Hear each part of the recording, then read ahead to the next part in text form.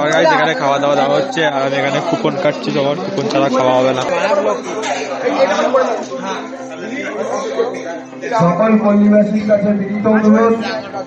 Alright, so hey guys, what's up everybody? This is Sojja back to our channel, my new vlog. তো guys, আজকে হচ্ছে আমাদের পাড়ায় খাওয়া দাওয়া আছে, তো সেটার vlogই তোমাদের সাথে শেয়ার করবো। আশা করি তোমাদের পুরোটা দেখানোর চেষ্টা করবো, বাট অতটা টাইম হয়ে উঠছে না আমার ভালো করে vlog করার, কারণ খুব চাপ গাইস এখানে, তোমরা বুঝতেই পারছো পুজো, ঠিক আছে?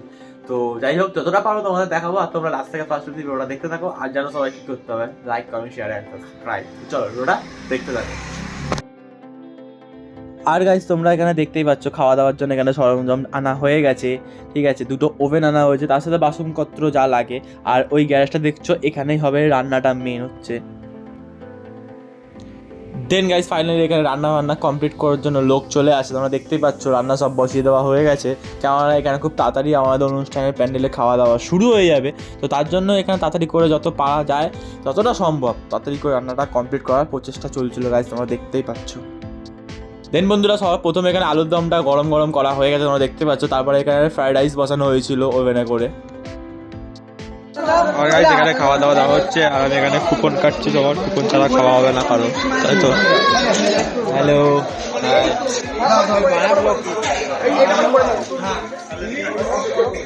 সকল পল্লীবাসীর কাছে বিনীত অনুরোধ।